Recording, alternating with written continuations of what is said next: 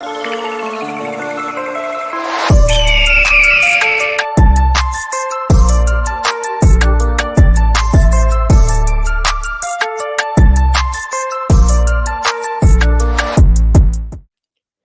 it going, everyone? DJ Ace Man and Big Don here today for the Peace and Chaos program. Big Don, what's up? We got some technical difficulties there with the upstart there. We're 1 minute off. We're 1 minute. Ah, God damn. But anyways, we're gonna be doing a tonight. We're gonna be doing a shift from our midterm talks. We're gonna be delving into more sort of we're gonna talk about some pop politics right there, and we're gonna talk about what's going on internationally in Ukraine, as there's been stuff in the news about that. But there's a big news cycle here. We're here to cover it, and let's strap in and get right to it. yes, let's go. There's been a lot of stuff going on in Ukraine as of lately, and let's go tackle some of that. What is going on? So, if you haven't seen last week, um, there were a lot of talks about Putin potentially bluffing over nukes. And then this past weekend, we saw the big attack on the Crimea Bridge, which is the bridge that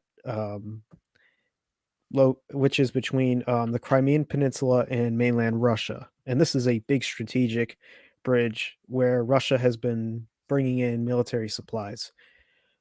So this past week, we've seen these two incidents, and then of course, there's just been continuing strikes by Russia now.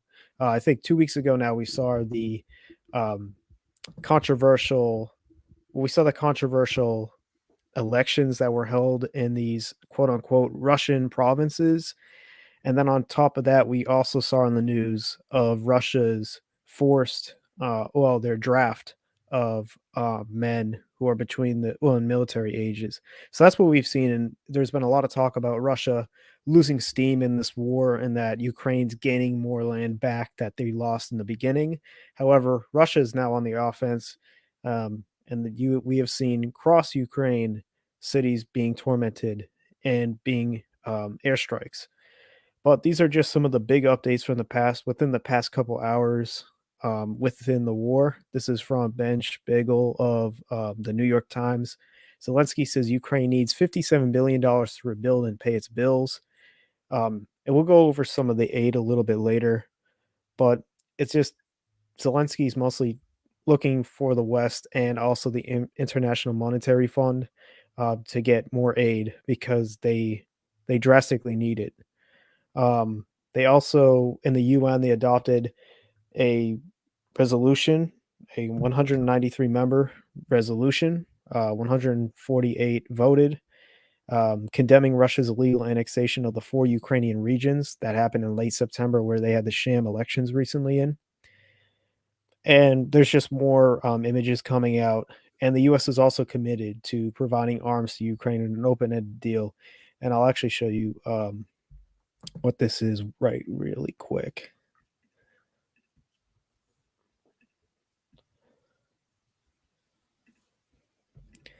This right here is the U.S. announced $625 million in new military aid for Ukraine. And this is bringing the total way over $30 billion that we've already seen the U.S. donate. But Big Don, I want to get to you. What is your takeaways from what's going on in Ukraine? You know that we know it's a war and that wars always have back and forths where it looks like one country's going to do well, and then of course there's a shift in power, and the power swing. But what do you think about this so far? And I mean the new aggression and where you think this is going to go, especially with winter coming.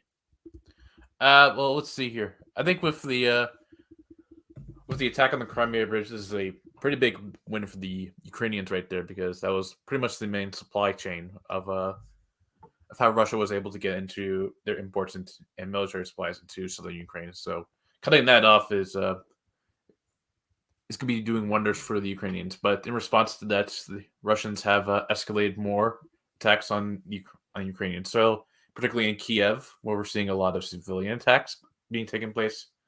So I don't know. The war is intensifying a little bit, and things could escalate. Obviously, the U.S. here. It's going to be a debate about whether or not the U.S. should have this much involvement in it. There's a back home. Actually, Tulsi Gabbard switched from the she got out of the Democratic Party, but that could be a whole different story. And probably cited for this war effort in Ukraine that that hey, we're spending a lot of money here. But with the Ukrainians, this is obviously a good sign for them. I think they've regained some of the regions that were taken over by Russia. So all in all, I mean, this war's going to be going on for a while, but it's not just going to be an all Russia side for it because I mean, while Russia may have the big military to potentially take over Ukraine, obviously Ukraine has a lot backing here, and they should usually took out something. Yep. Yeah, especially with the backing. I'm actually gonna share it with everyone. Um, this is a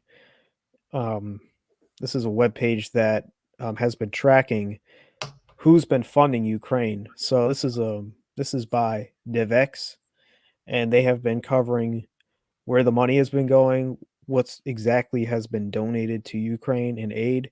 So we look here at the European Union. Now, Ukraine is not a part of the EU. However, they have been a focus of a lot of the aid, and specifically two major packages of 330 million euros, which is $353 million in US money, and another package of 500 million euros, which is just over $535 million in humanitarian funding early in the war. So this was back in February when the war started. While the US has donated $40 billion, split evenly between military support and humanitarian aid. This is according to the New York Times. Some numbers have staggered, um, and the U.S. will continue to donate, they said, in the future with aid. The UK has also, this is aside from their donations with NATO, they have also committed to a total of 1.5 billion pounds, which is 1.7 million billion dollars in humanitarian and economic support with Ukraine. They just announced this on their government webpage. Um, and then also Germany said that they have been supplying aid, and they had a recent 1 billion euro grant that will go to Ukraine. And then, of course, we have the World Bank, which announced two packages along with the IMF for $2.2 billion and $3 billion respectively. And then also there have been multiple acts from the private sector as well going to Ukraine. So there has been a lot of backing in Ukraine, and it's going to continue as time goes on. Now, I think the main question is, with Russia being a country with natural resources, specifically oil and natural gas, and Germany and Central Europe receiving that, do you think that this is going to hinder this war is going to hinder their ability to commit to supporting Ukraine? Let's. I mean, maybe so, but I don't know. It feels like I feel like particularly NATO is eyeing up Ukraine because I think recent within the last month, Zelensky has tried to get NATO allyship. If I'm trying to remember, if I don't know, I think that was kind of the whole goal of it, and that's why Russia kind of invaded. But in terms of Mhm, like geopolitics side of it, I think it's still gonna. I think you're seeing these countries, like particularly in the U.S., they're funding Ukraine, obviously. And you obviously got to think of like the scale of things right here. If Ukraine goes down, then what does it mean for the rest of the world right here in terms of politics? Here, we're not we're not seeing a bunch of elections going on in but different places in terms of like shifting ideologies. And I think Ukraine is also really looked at as like a symbol of what's going on here. So I think it's somewhat in their interest right now. Obviously, that's going to be debated amongst I think in the midterms in terms of how Americans actually stand on this. But I think right now there's a good support for it. mhm. I just noticed we just got a comment coming in. It says 1776 will commence. This is by That, that's FTKEDBTK. yeah, Kai. We're gonna have to wait till we get to Alex Jones here, but it's gonna be good. But yeah, just heading back to that, I think you make good points. I think that this war, Ukraine has had the side of all the European, pretty much all the European countries, and most notably the West on top of Europe, and that would be a war, as Zelensky mentioned back when it first started. This is going to be a war about freedom, um, and democracy has been kind of like the way they framed it. Even though Ukraine has had a weird track record with democracy and freedom in the past, it does bring up the point where if this is going to be about an ideology and about going against Ukraine, against Russia, um, I mean, it still seems like they're not slowing down with aid and willingness to supply with weaponry and supplies. So we're just going to wait and see on that. I think that with as the time goes on, though, in the winter time, I think it's going to get a little bit more complex, especially with their dependability, especially Germany and Central Europe's dependability on natural gas. And we can discuss a little bit about the mystery with the Nord Stream pipeline being hijacked and being destroyed, pretty much, and how that impacts what's going on um, as the war continues. But just with the winter coming and how it's going to get colder, and how a lot of households and businesses in these countries in Europe um, rely on natural gas and natural resources from Russia, this could swing the pendulum back to Russia. So we'll just wait and see on that. But um, Big Don, any more points you want to make about the Russo-Ukrainian war?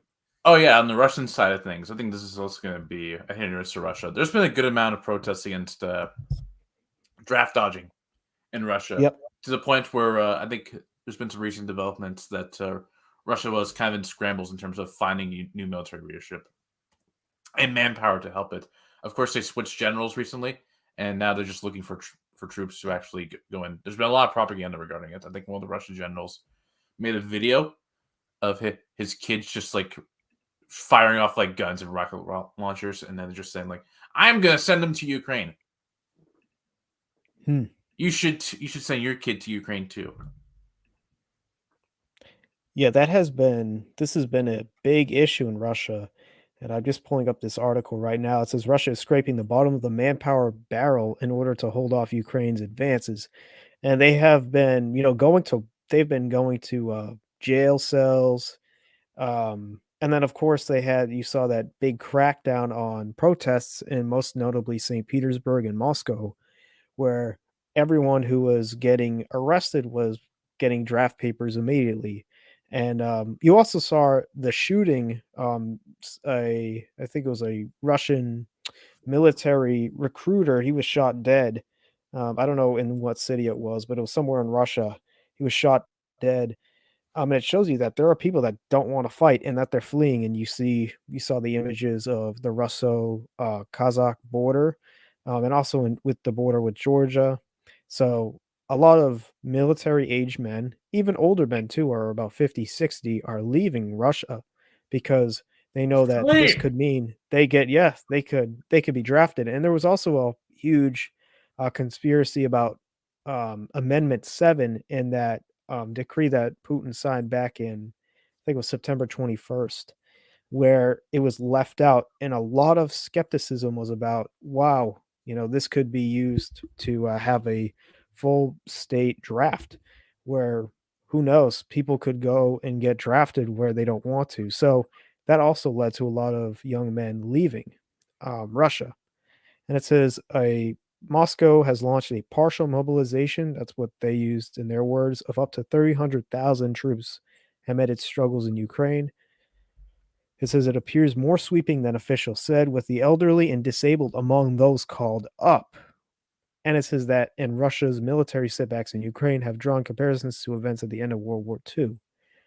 So, yeah, and also most notably in the US, 75% of the US population would actually not even qualify to be drafted if there was a war because of health, disability, etc. Really? So, yeah, it would be Well, people are about not in shape enough. 75%. Yeah, people are out of shape. They have health problems, cancer, you name it. If you have health issues, 75%? That's a big number. yeah, it's a big number. Well, of the whole population, I mean, that's discussing the elderly, children, Yeah, that's true. I mean, there's a big as elderly well. population here. But, yeah, this is not looking good for Russia in the way that, um, Putin imagined, and I think a lot of people were also, um, not imagining it to be where Russia is kind of in bad shape in a way that they're already having to scrape the bottom of the barrel. And a lot of people were also saying that, oh, the Russian military could take out Ukraine within a couple months. And this war has gone on now, and since Russia has been making losses, I think it brings up the question of whether Russian soldiers have that drive that the Ukrainians have, and I think it really comes down to if they have the belief in them. Yeah, there's not a lot of belief from. I mean, there's been numerous protests and disavowalments from the Russian people in terms of how they're handling the war in Ukraine. Now you're seeing that in person right now, as Russia's looking for bodies, looking for bodies to throw. Mm. Yeah, it's not looking good on the Russian side. But I think the main question, though, and the main concern is if Putin's really going to snap. If you back him into a corner to the point where there's no other moves but to press the button, is he going to press the button? And that's the scariest thing. And they have, I don't know if they still have. I believe Putin says that he still has access to some of these nuclear sites. If they weaponize them, that is going to be a scary development in this That's war, gonna and be a it could take the worst turn, and I think that's no one wants that turn to happen, but there yeah. still I is mean, that scary possibility. yeah, it's interesting to think about because will that trigger if Putin does? I mean, I don't think Putin would. I don't think anyone really would go that far. But if he does, what would that mean for I don't know, the world's sake? Well, if they just nuke Ukraine, will that just entice like America and like other people just to say, because technically Ukraine's not in NATO, and if you attack someone in NATO, then you're pretty much attacking them all. So, Yep, yep, that's what but there's one of the gray area articles. there. Yeah, and the other thing too is that if they were to use a nuke, there would also be effects within the areas close to, let's say they nuked Kyiv. Yeah. So The I mean, you would fallout have would be you have fallout. You have obviously people getting radiation because of the fallout. So you would have a yep, it would be a huge environmental disaster there as well. yep. Yep, and that's the one concern because it could affect Belarus, which is to the north of central Ukraine, and also to the east as well, and Russia as well. I'm sure that the Russians would also be impacted. So it's a scary development, which a lot of people hope most of humanity hopes not will not happen. I'm sure there were a few people on the Russian side that would like to just do it, but I'd say 99.9% of humanity does not want to see this happen because this would be the worst possible outcome from this war. Catastrophic. Yeah, catastrophic. Now, I, I also want to just discuss um, what's going on with just an overall, just with the U.S. being involved here, and whether or not you think um, because there has been some talks and discourse within in the U.S. political arena where a lot of some politicians now have said, "What's up with all this aid going to Ukraine? Why can't we bring it back to the U.S. and focus on the American people?" Do you think that that is starting to shift, or do you think that it's going to continue to there's going to continue to be support for Ukraine even as time goes on? Yeah, I think with the midterms, that could definitely be weaponized in terms of how much money we're spending overseas where it could be going back over here. And does the U.S. have? It comes down to the question of how much invested interest does the U.S. have in Ukraine from a political standpoint. Now, if this leads to like a NATO alliance, then yeah, that could be huge for the U.S. and in terms of having more sort of posture over Russia in the near future. But I think people are there's always going to be some sort of resentment towards any sort of foreign spending the U.S. does with wartime. I mean, we saw this pretty hugely in any of the Middle Eastern conferences, particularly like in Iraq, where Mhm. that was funded pretty much terribly. Yeah, and we also saw with Afghanistan too, just the pullout and how much money they put to that over time, and there's been a lot of criticisms about that. And even right now with talks of a potential recession in the US and also the cost of COVID and just all that on the U.S. economy as a total. There are a lot of discussions, both from Republicans and Democrats I've seen, that have started to question how much longer will this war in Ukraine go, and how much money and resources will this eat up of the U.S. So I think if it continues, even the next 3 4 months, there's going to be a lot more concerns about this impacting the U.S. Government and its spending. There's going to be more discussions on spending. There's going to be more discussions on whether we really should be putting more resources to Ukraine, and also the ROI of this too. What does the US get in return, you know? That's the main concern as well. Yeah, and this can also expand out. If say Russia were to take over Ukraine, then that gives them a lot of leverage there in terms of invading NATO countries, particularly Yeah. Poland and those other states within the Baltics. They could, even though a lot of them have NATO sort of allyship, particularly Poland. I mean, that could escalate to something very very deep and it could create like a very much a shift when those countries in terms of like an ideological standpoint. And I don't know. You're also seeing this also in China right now with Taiwan.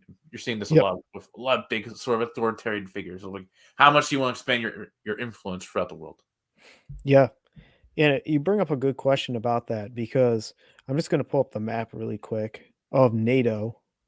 And the US is a part of NATO too. Turkey's a part of NATO, and yellow, which is Ukraine, Bosnia and Herzegovina, and also Georgia.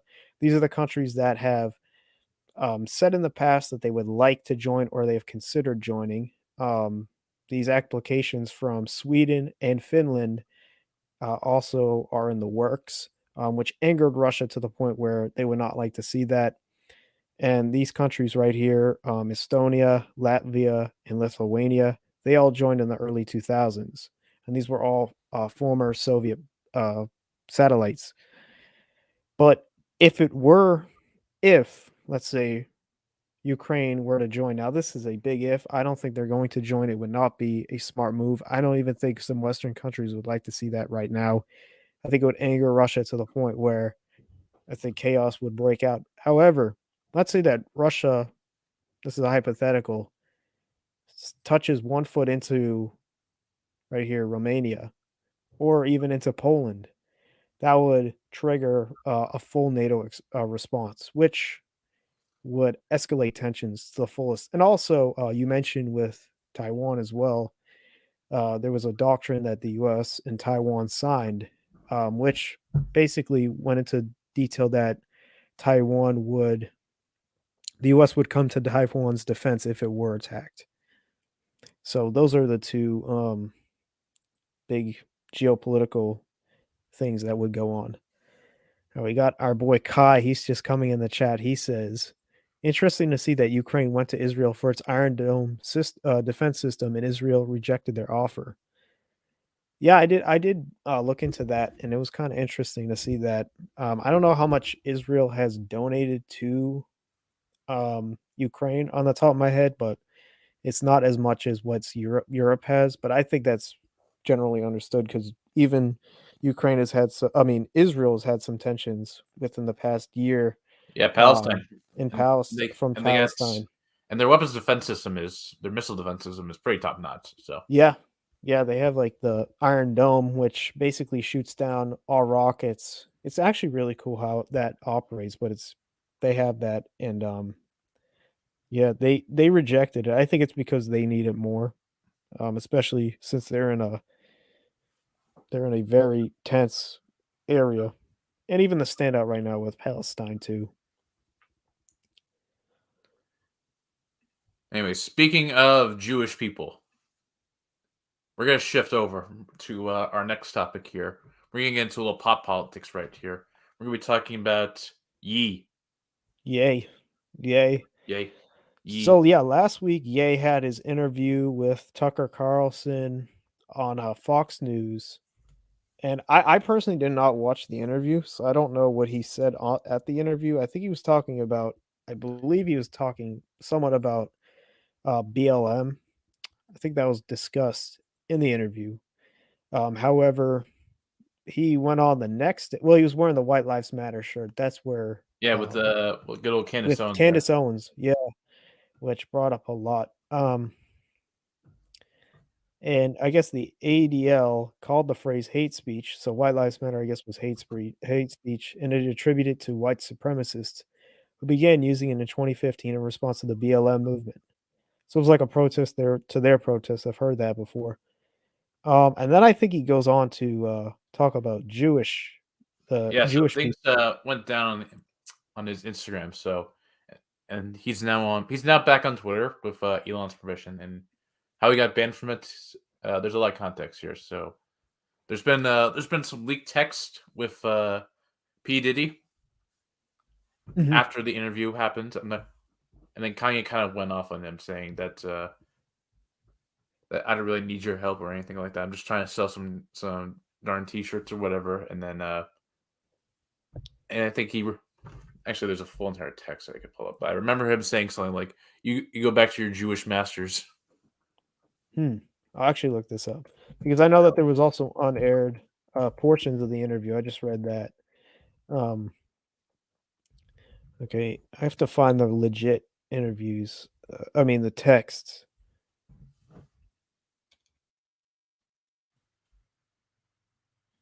I'm gonna find the legit texts because I think there are some, but um,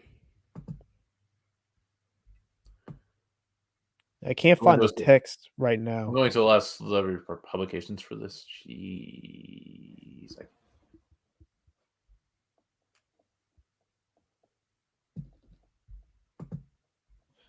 Yeah, the texts are. I could pull these up. Let me get A lot of them, I guess, aren't. I don't want to. I don't know for sure if these are the legit texts, so I'm actually not going to touch them. But I can actually bring back to this article here, and it says that he had a few things to say about Jewish people. I guess there was a few portions from the interview that they edited out from the Tucker Carlson interview from last week. Um, it said, and this is the paragraph here written by the BBC. They said, in unaired clips from the same interview, which leaked on Tuesday, West detailed his belief in an unfounded anti Semitic conspiracy theory that Planned Parenthood was founded to control the Jew population in conjunction with the Ku Klux Klan. And this is from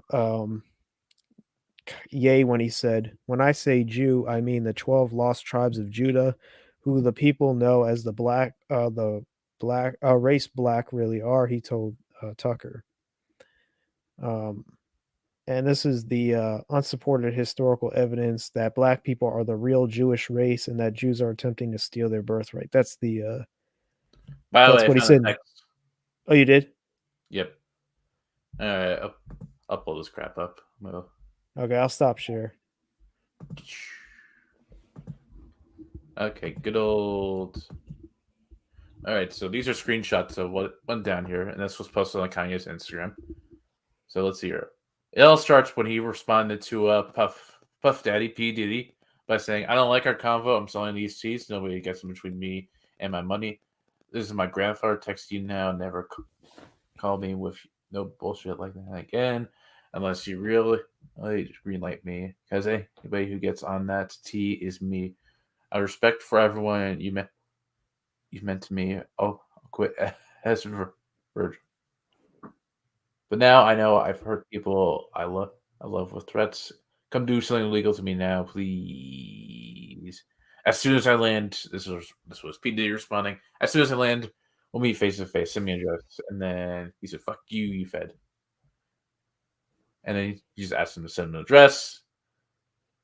Stop playing these internet games. Don't feel friend. You'll be fine. Just love. This ain't a game. I'm gonna use this as an example to show the people that told you to come, like to yeah, people that Yeah, told you to that's what call he me said. that no one can threaten or influence me. I told you this is war. No, go and get you some business. I was trying to talk to you as a black man.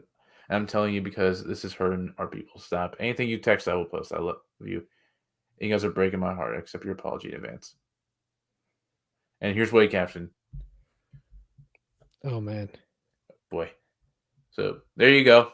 And then he followed up with some tweets there. Yeah. Let's let's see here. Are they still up? Is Kanye still on Twitter now? I'm sure we could just find the we can find them real quick. I'm sure there's a few images. Oh yeah, I got them.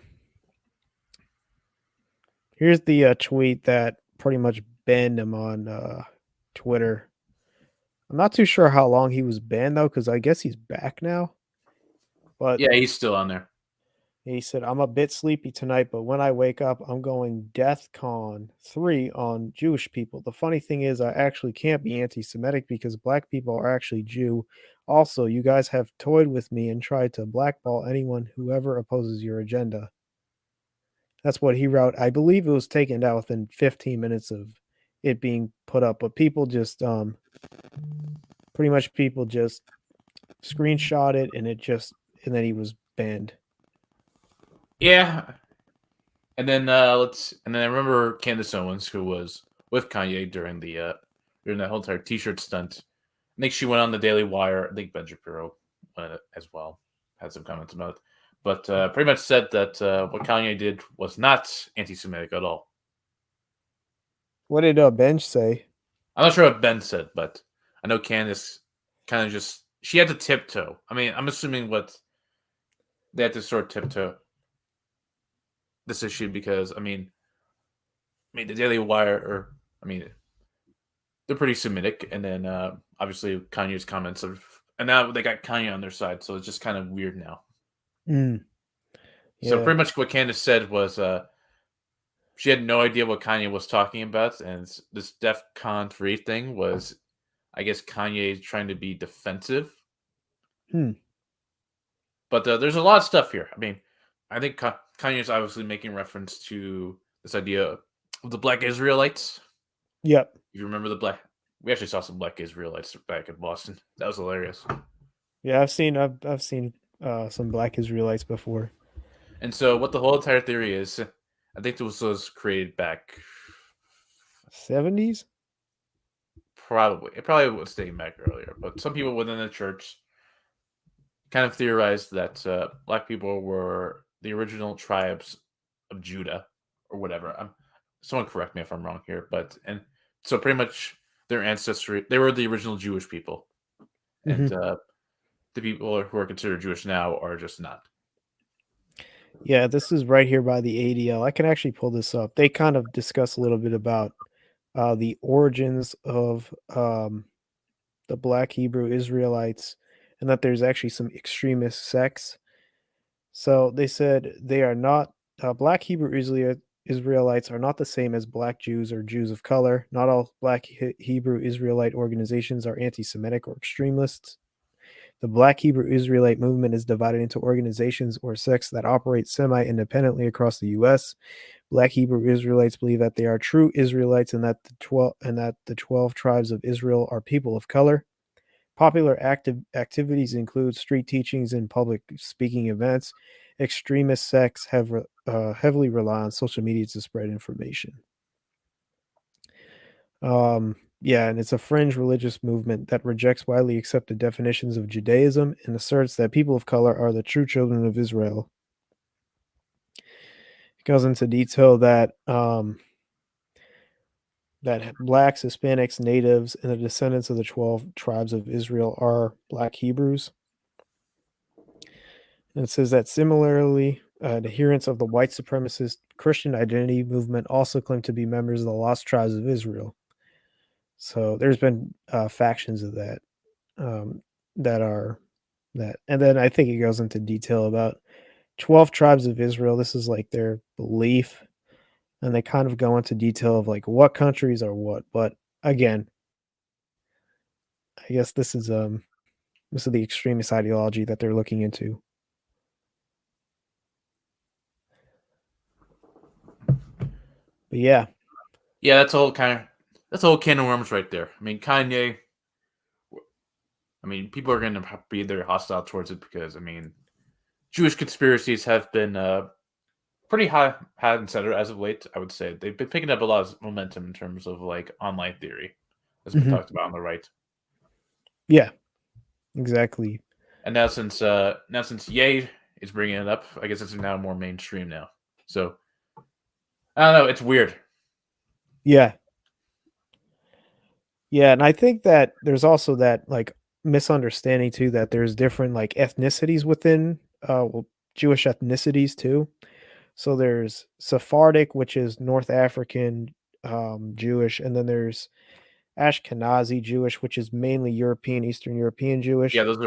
those are probably that's probably the most identified variant of And, Jewish people. I yeah, people don't really realize that, I think, and that's also the reason why I believe, the Black Israelites come to be.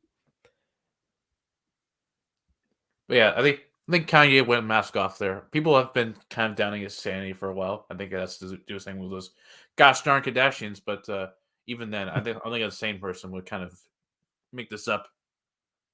No, he's gone rogue in the past couple years. Um, yeah, and he had earlier in the year, he kinda went off when the divorce was going on, and I mean, since then, he's just continued to show everyone his true colors and, um, him going crazy. So, again, I don't know that was, if that was peak crazy Kanye, but Ye has definitely gone off the rails, so to speak. Ye didn't get up. I'm telling you. Nah, not at all. Anyways, speaking of going off the rails, another transition here. Let's get to Yes, our third topic tonight. We're gonna be talking about Mr. Alex Jones. He's a meme on yes. this channel. Yeah, he has become a meme on this channel. And I mean, this one right here though is not something that is not a laughing matter. This is Jones is ordered to pay $965 million in the Sandy Hook defamation trial. So, as many of you are aware, Alex Jones has his show, well, his network InfoWars, where he has the main show, and he has a couple other, I guess, journalists that it's more of like a right wing rogue. Uh, I think deplatformed off of YouTube years ago, and now they're just on their own website. And this was back in 2012 when the Sandy Hook elementary shooting happened.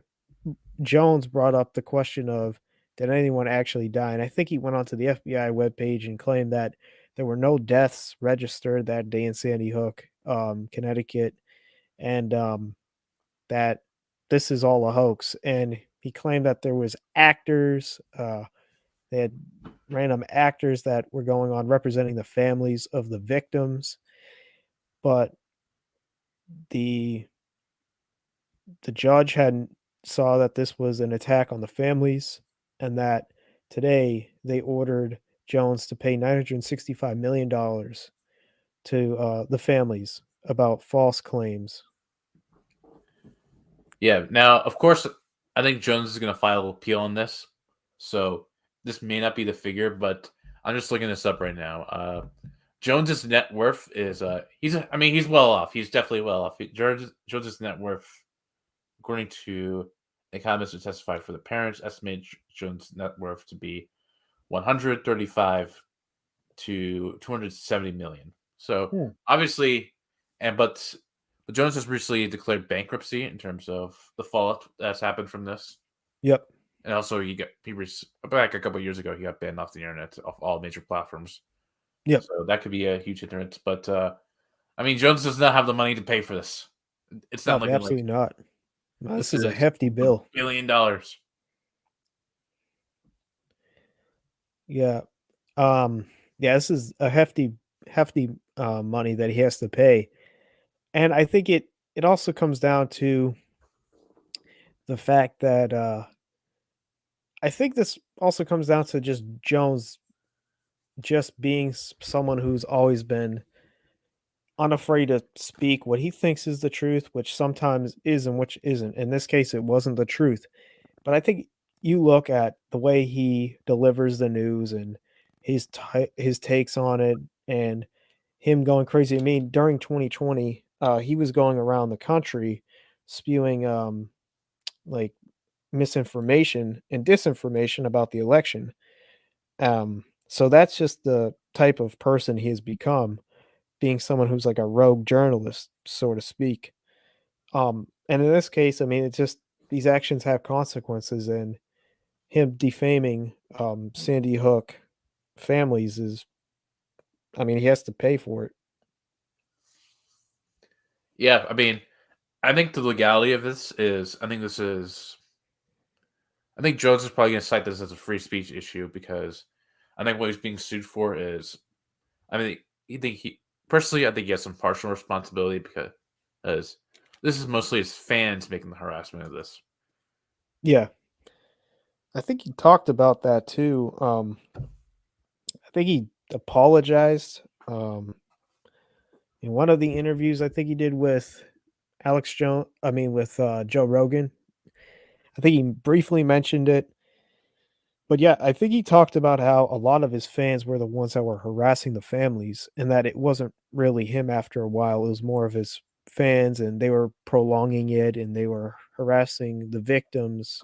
I mean, the families of the victims who were killed um, at at the school. So yeah, that's why I think this was brought on and he has the trial. But to bring up the First Amendment, I think is could be a stretch.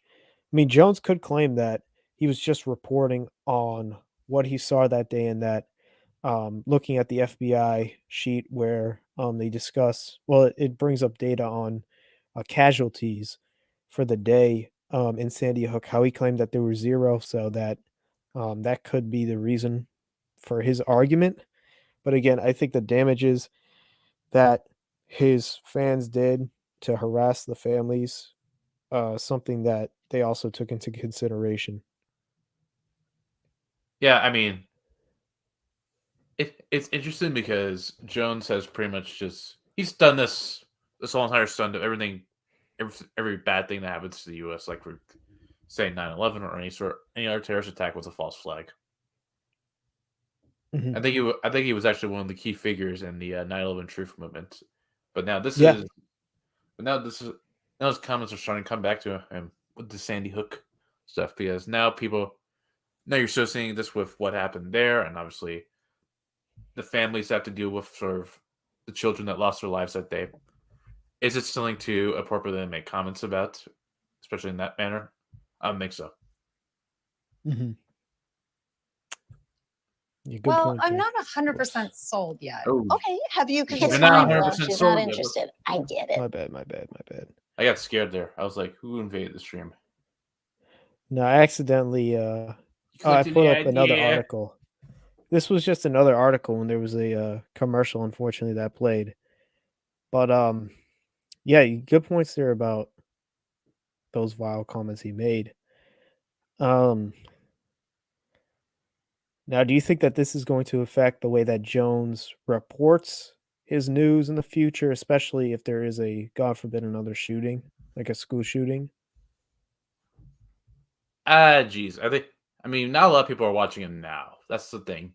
So I think Jones kind of has free reign because he's not really bogged down by any sort of major internet platform. He's just kind of running his own. What I don't know what network he's on. I think it's like Truth something. I think you just look up Infowars on the web and you'll Yeah, and find also it. he also has his own website as well.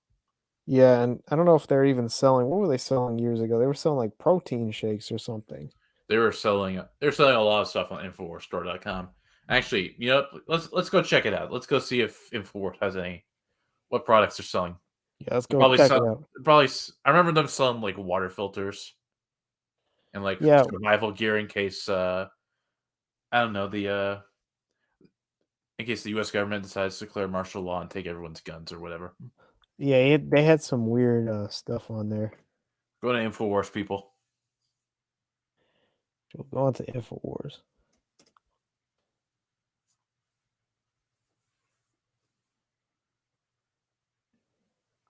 Okay, they got. Yeah, I'm not going on there. There's like a whole. It's a site secure thing. I don't know if I What? should go. Yeah. Infowars store. Let's see here. Welcome. Well, NPR did an article on them. Let's go read that up. How No, about the I got it. store? You got it? I Okay, got I'll it. let you in. Ultra Male Vitality. Ultra Male Vitality. Now on InfoWarsStore.com.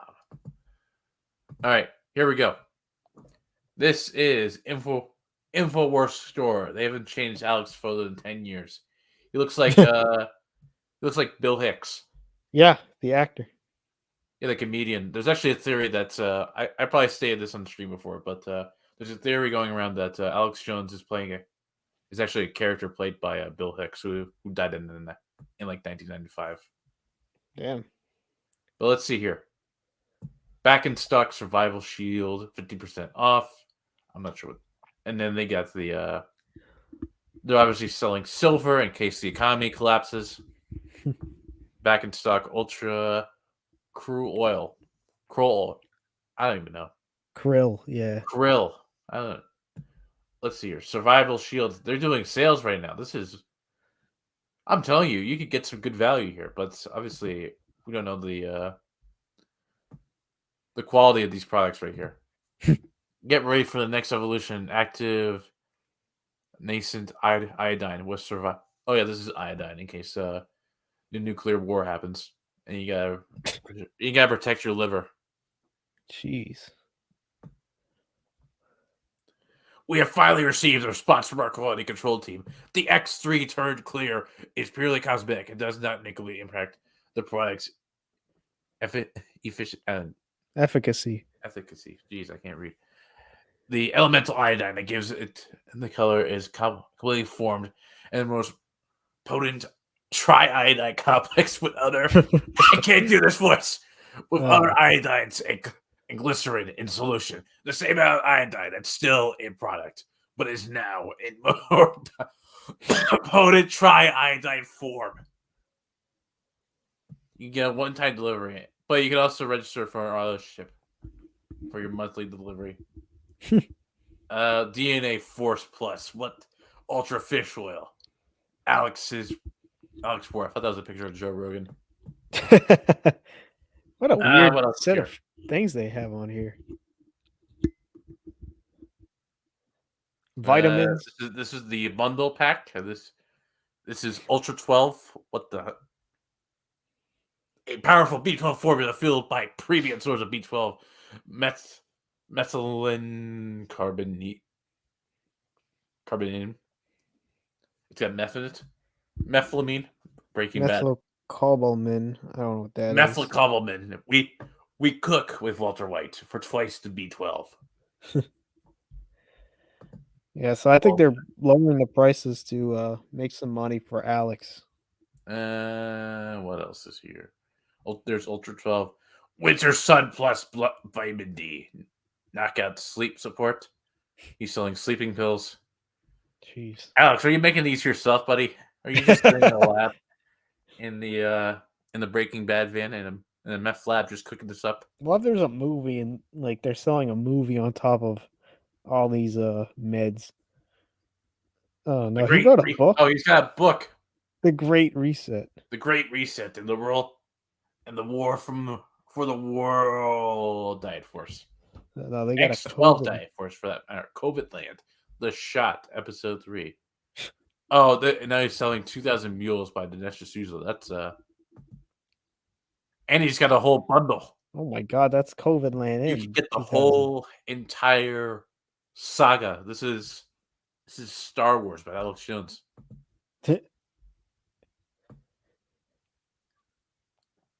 Message on Patriot Point from InfoWars crew. Welcome to InfoStore. We are proud of our fellow patriots at InfoWars for taking part in helping support us in the fight for truth. This is why we work hard to create a program that rewards you for purchasing your favorite high-quality products from our store. Patriot Points. Getting points is easy. Just sign up for our program and continue to make it. Okay, I'm not going to do it, Alex. So yeah, that's InfoWarsStore.com. That's crazy. So yeah, Alex is making a living off that. I'm pretty sure he's going to sell a crap ton of X12 or meth. Yeah, Alex is cooking meth. B12 pills and sleep. B12. Oh yeah, don't forget the sleep assistant. You gotta fall asleep there. And the iodine too. Yeah, in case your liver dies. Yeah. He's more of an apothecary now. Oh, he's been that for a while. I mean, now he really has to rely on that. He used to be standing outside with like a drug mart. He used to be That's like, crazy. "Hey, bye." Oh boy. Yeah, that's crazy. We have the whatever kid just popping Fight for in. the truth. The fight for the truth. Fight for truth. Yeah, Alex, what is he? He makes movies and he's selling iodine. What can't this man do? Yeah, what can't this man do? Is he gonna be the strongest man next year? I hope so. Yeah, he's I gonna hope he be on the chases his strongest wife on man. a helicopter again. His He- ex-wife. Wait, what did he do? I remember one time, this was about a year ago, Alex Jones was. There's also some civil suits going on in Texas right now. Hmm. Oh, Which he has a lot of suits, right? Yep, and Like one personal he ones recently got too. divorced as well. Oh And I think wow. at one point he was following around his ex-wife in a helicopter. What? Yeah, it. I don't know if it's out there now. I don't know, but I'm gonna go look it up. I think the craziest thing was when he was in a tank. Oh yeah, and oh yeah, and we had That that was so thumbnail. That was funny. beast. That was pretty crazy. We had that as a thumbnail. Shout out to you, Big Don, for making it. Border Wars. Yeah, Border Wars. Yeah, he was in that tank and he'd like look out and report. There's a top 7 unwildest moments from Alex Jones' defamation trial. But I don't know. We could spend all night talking about Alex and his shenanigans. Yeah. Oof. We Oof, got this Alex, we one. take it.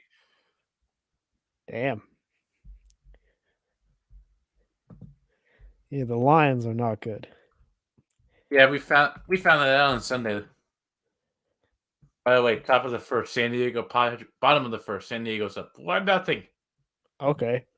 It's no score in Atlanta after 5, I think. I just want to make this comment. PJ's now jumping on the Dodgers bandwagon. Hey, I gotta watch him win it all. He got so frustrated that the Red Sox lost the Mookie Betts trade. Well, last year was actually looking better, but this year they wasted their money on the wrong superstar. No, Trevor I Story. hate that guy. That guy. If they stab Xander in the back, I will be so mad. I might become a random. I don't know. I might just be a. I won't be You rooting might for just be a them. Dodgers fan. A Dodgers fan or I don't know some random team. But yeah, Yeah. that's your sports update. Let's see here. I don't know anything else going on in the news. I know there was the person in LA's what you Oh call it. yeah, yeah. So the L.A. Councilwoman, she said something nasty about She made some racist comments. yeah, They're she all made racist, some by the way. nasty stuff. She said, um, yeah, there was leaks. Um, oh yeah, she actually just resigned tonight. So Yeah, she did. yeah, we can. There was a lot of talks. Even President Biden chimed in on this. Well, we'll discuss this a little bit, but yeah, L.A. Congress Councilwoman Nuri Martinez resigns following her leaked racist remarks. This was from today, and yeah, basically she one of her colleagues has a black son and he's white, and she was just saying a lot of racial epithets about him, and just not saying anything nice about the kid. And this was all when they were discussing redistricting, but I guess she was having some issues with um, the one of the people, and she brought up the son into it. Yeah, Mike Bonin, whose son was the subject of Martinez's comments earlier in the day, tweeted a call for the three to step down. So Nuri Martinez did resign after a lot of pressure was coming for her. President Biden weighed in on this, and yeah, I think that is rightfully so. I mean, This came a year ago though, so the thing was that this recording came out a year ago and it was just leaked out recently. When the leak happened, I guess they like ignored in the beginning, but once there was a lot of tension and even grew to a national awareness around it, a lot of people from President Biden to people in the LA community wanted her to resign and she resigned today because of that. Yeah, she's. When we talk about taking L, she's like an L. Oh yeah. Was she like? Was she like pretty democratic? I mean, if you're in Yeah, LA, she's a Democrat. yeah, this is not looking too good for them. Yeah, and I mean, the other thing too was that LA has been kind of in the there's been a lot of issues going on with LA in the anyways. Um I know that there's this I saw this I like to watch like local newscasts from all over the country. And there's this other issue going on with like the homeless in LA. And I guess one of the this came out recently, but there's this homeless incident in LA where the news station contacted the city council, and they didn't do anything about it. Like they asked them, "Oh, like what do you want to do about this?" And they didn't really. They kind of ignored the homeless people in that interview too. So there's been issues there. But yeah, LA has not been a great place as of recently. People are moving out, and this incident doesn't help them at all. No, it doesn't. I mean, they're in a little bit of turmoil right now, and this is coming out during a midterm. So, of course, I think everything in LA is going to be fine. But I think for the sake of it, I think this is going to be a black eye in terms of Democratic movements because now they could because the Democrats are the ones that always tries to defend racism. So racism here, jeez. Hmm. And like the weather kid said, I was about to say, the right wingers are gonna have a field day here. They're gonna say Hmm. the Candace Owens of the world.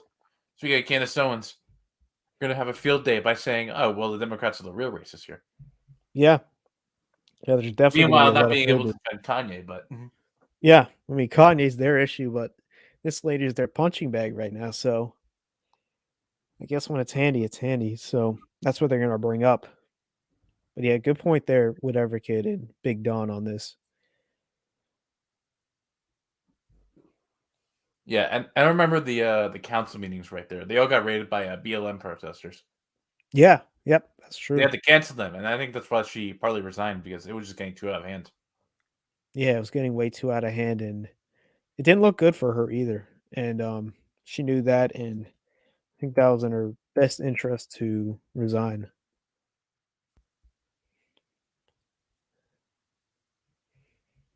Yeah, that's not a good look.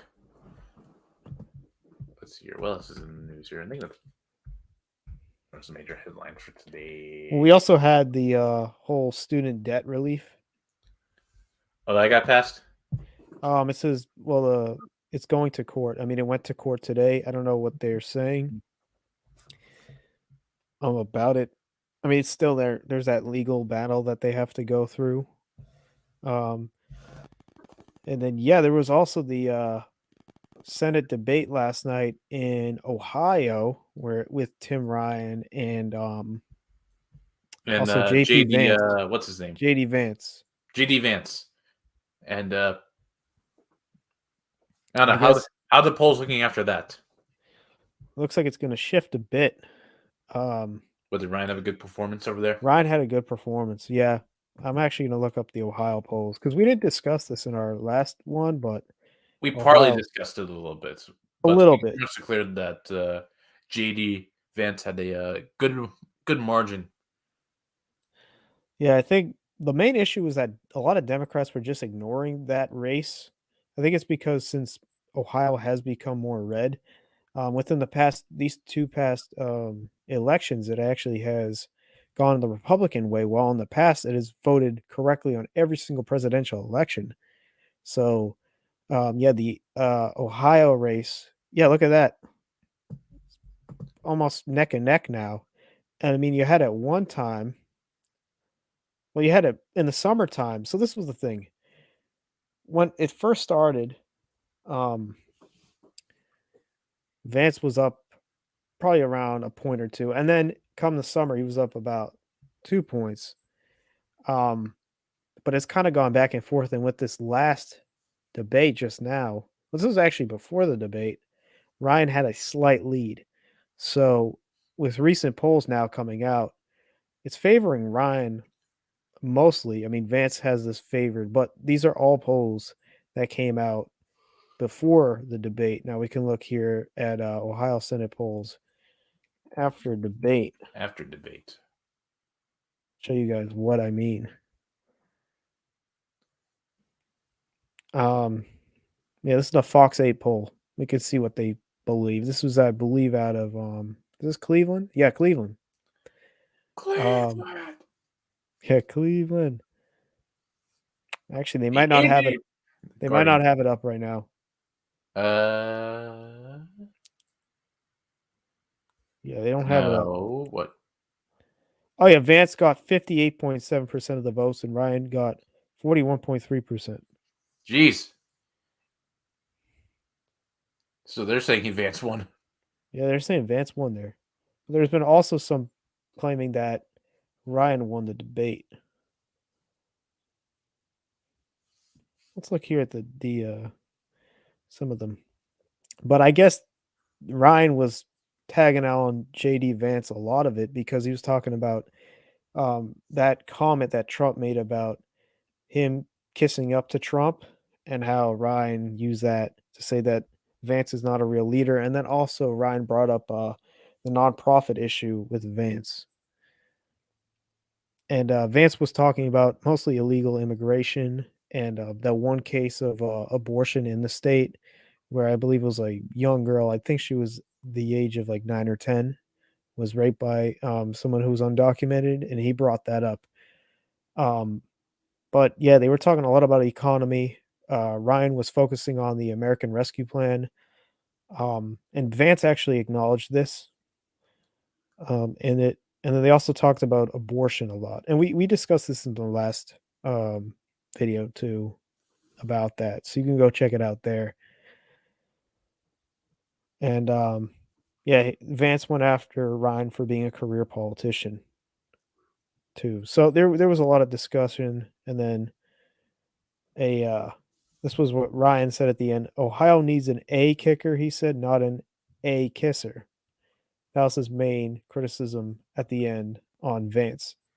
So it went back and forth. I think a lot of that, though, a lot of the people that were polled here were probably more conservative, I assume, Yep. from the Fox poll. But 538 says it's pretty much neck and neck right now. And even though the Republicans have put a lot of money into it, I think Democrats should not be underlooking this race because I think it's going to be a lot closer now. Yeah, we could see another. I mean, we said this. I was talking about this before the stream, but I think it's looking like Democrats are probably gonna probably maintain a seat in the House, or maybe even add like one or two. Yep. But also you gotta be working. You gotta look about the at the what's going on in the House right now. I mean, we could get to the House, but that's a whole bunch of elections right there. Yep. And if Republicans take over the House, then Biden's gonna lose legislation, leave power there. So, Yep. but Yeah. 538's been really reliable. It wasn't. It was actually pretty accurate in 2020. I noticed, but they're believing that Democrats are slightly favored to win. This is of today. They believe that there's a 65 in 100% in 100 chance that Democrats win.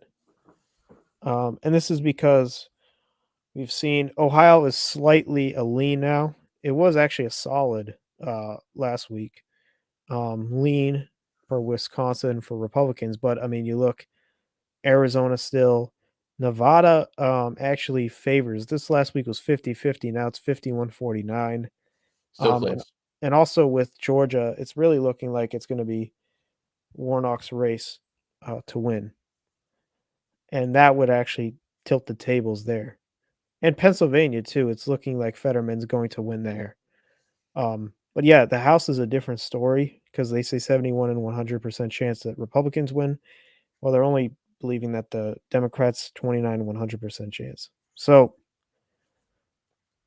there's still a lot to look at there, but I think you make a good point, Big Don, that Senate is most likely going to go to the Democrats. House is going to the Republicans. Yeah, but we shall see. We're still gonna be doing that. We'll probably still have coverage on election night to see Yep. what's going on, what the results are, because there's gonna be a couple big ones, big ones. Yeah, I think that we will do it. So that's November 8th, folks. That's election day. We will have all the coverage. Now, I don't know if we're going to get every single race because there are some races that may go down neck and neck, but I think we're going to get most of the results that night, depending on. Well, we're going to mostly look at the Senate races, but we will look at some particular House races too. So that'll be November 8th. That's a Tuesday. Tuesday, November 8th. So we'll come on around 8 p.m. that night, and we will give you guys all the updates. But until then, maybe we're gonna sign off right here. We got a Yep. good hour and 5 minutes, about to go on to 6 minutes of covering stuff that happened this week. Thank you all for tuning in. I'm Big Don. I know this is DJ Aceman's job, but we're heading out. See ya. Yes. See you guys.